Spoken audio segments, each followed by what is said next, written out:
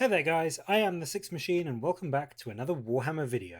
So in the preview today, we got our first look at the upcoming Age of Sigmar 3rd edition starter set, and my word, are there some fantastic looking models coming our way. The two armies that we're getting in the starter box are the Stormcast Eternals and the brand new armies of the Kruleboyz Orruks. And as you can see on your screen now, it is an absolutely jam-packed set, with 21 Stormcast models and 39 Kruleboyz to start your new armies or add to your existing Stormcast or Destruction force, and the box itself comes with an enormous rulebook, war scroll cards, and some other booklets to help you get started. It doesn't look like it comes with any dice or tape measures or anything like you would expect in a proper new edition starter box, and they did say that, much like Indomitus for 40k, this is a limited edition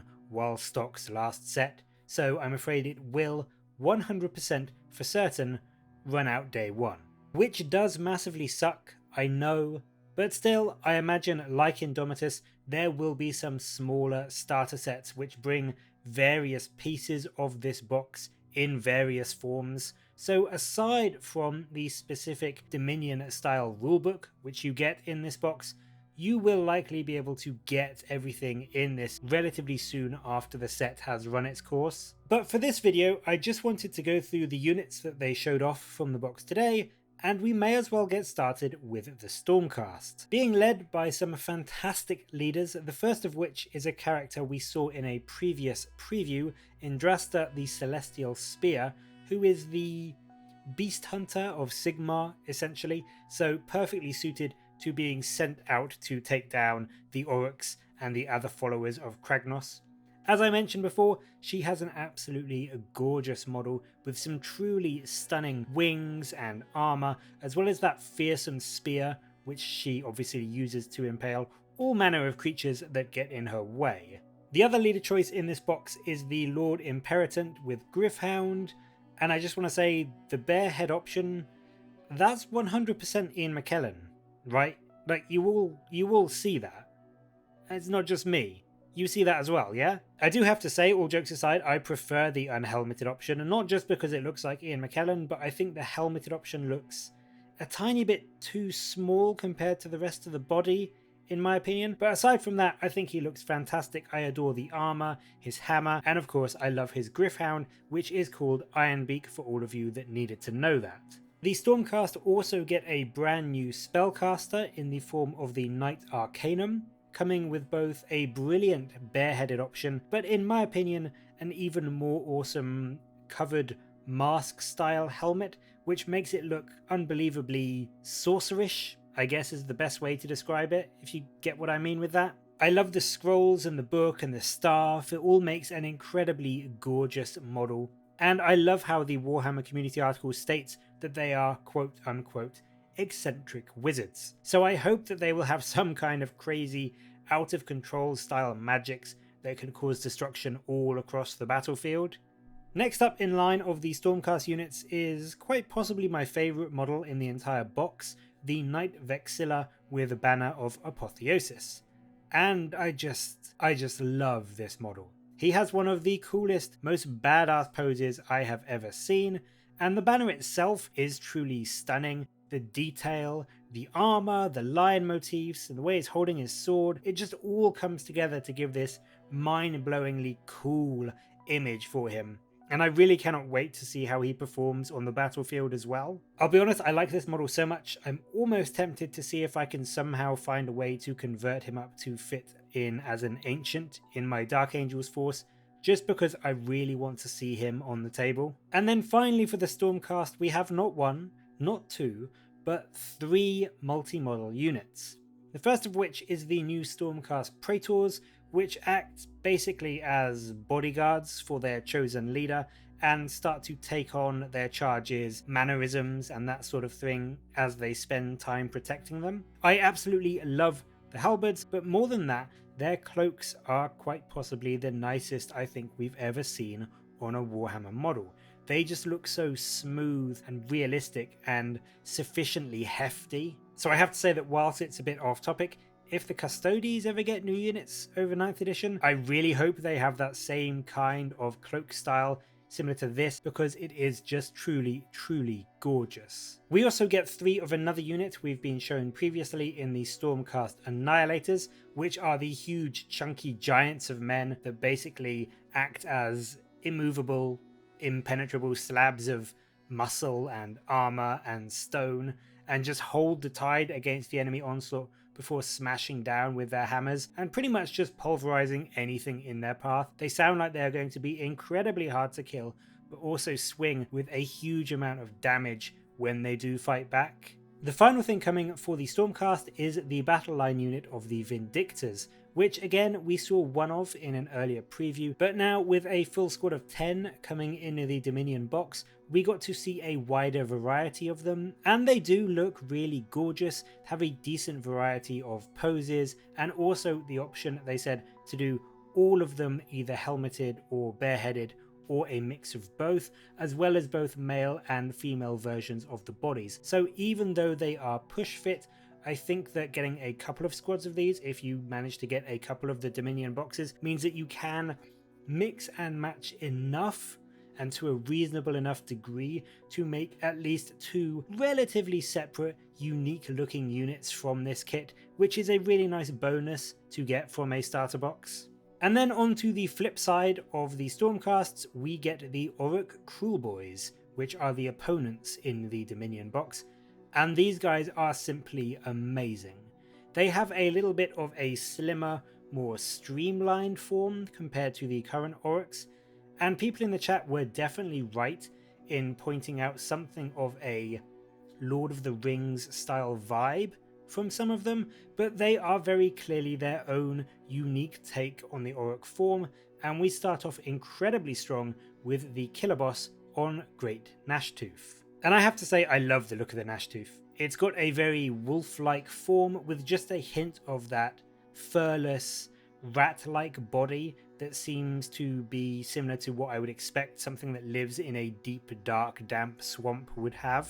And I saw a lot of people actually complaining about the aesthetic of these new Kruleboyz, but I will be honest with you, I really do dig it. If you look, they seem to have these kind of shortish, stumpy legs on the actual Kruleboyz themselves, and I really like that as a design choice. It differentiates them from the more quote-unquote normal humanoid forms that we see across a lot of the other races, and really helps to give them a brand new, unique silhouette for games, which I think overall is a very positive thing. The shield that the killer boss has, as well as a lot of the other Kruleboyz models, is meant to emulate the newly awakened Kragnos, and it's cool that they're each so different and unique depending on how that particular Orruk views and imagines Kragnos in their head. So overall, this one, absolutely glorious model and a really great leader for your Kruleboyz force. You also get another killer boss in the box, this time one on foot with yet another fantastic looking shield and a scary, incredibly sharp looking axe.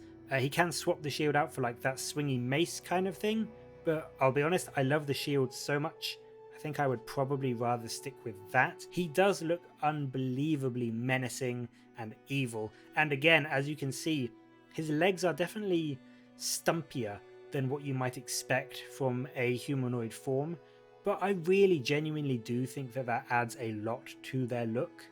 The best thing about this model is, in my opinion, he comes with a little friend, a brave little thing called a Stabgrot, which presumably hides in the back until the right opportunity presents itself and then stabs stuff, I guess. Either way, he looks awesome, and I love that even though these guys are looking more evil and less colourful and quote-unquote, again, orky than what we might expect, they still do have that sense of fun and orc craziness about them.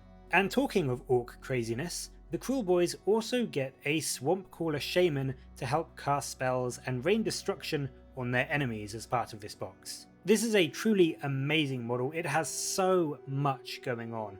The upturned pot, which appears to be coalescing into some kind of smoky, bloody intestines, I think. the staff with all the potions and the other doodads on it, and of course his faithful Hobgrot, which comes along with him, ready to stir up all manner of foul magics and spells which the shaman can presumably use to empower his magic even more.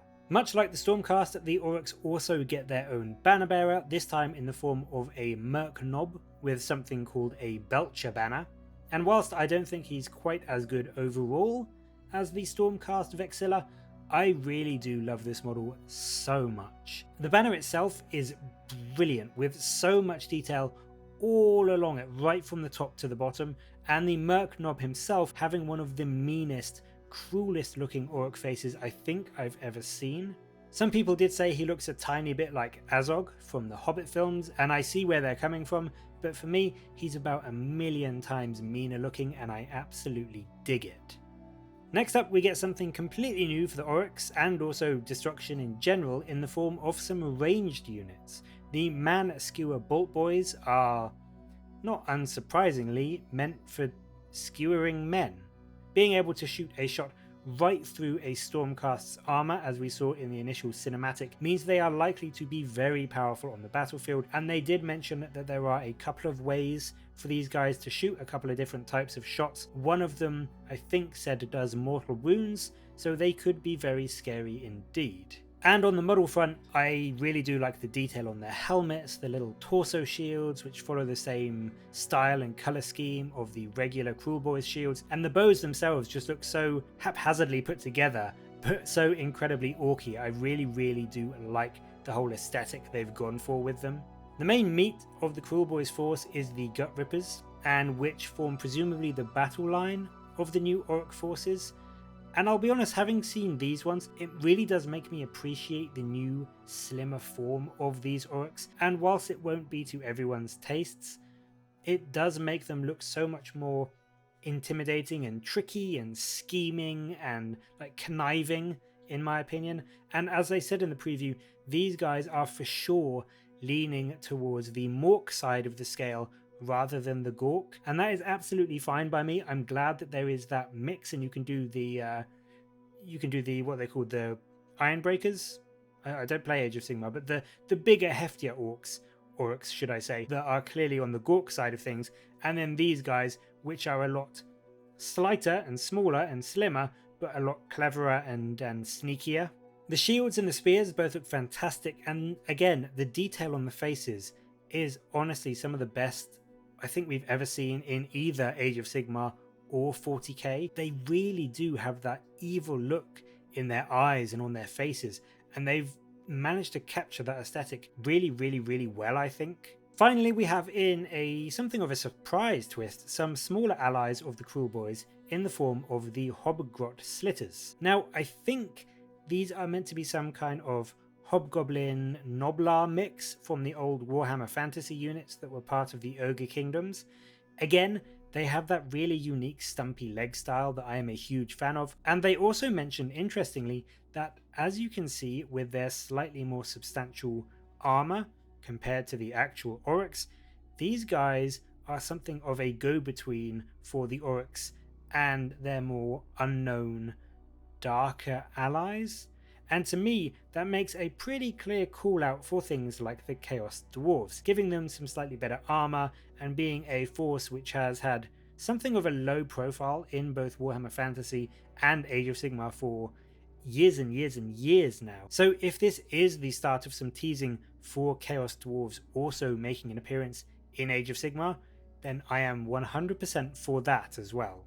Overall, with a load of rules, booklets, and 60 of honestly the most impressive, fantastic looking models we've seen in years, there is a heck of a lot to be excited about with this Dominion box. But what do you think of it? Will you be picking up a copy when it goes up for pre-order, or would you have liked to have seen some other races featured instead? Let me know in the comments below, and as always, thank you very much for watching. Please do like and subscribe for more Warhammer videos from me. But until next time, I will catch you later, guys.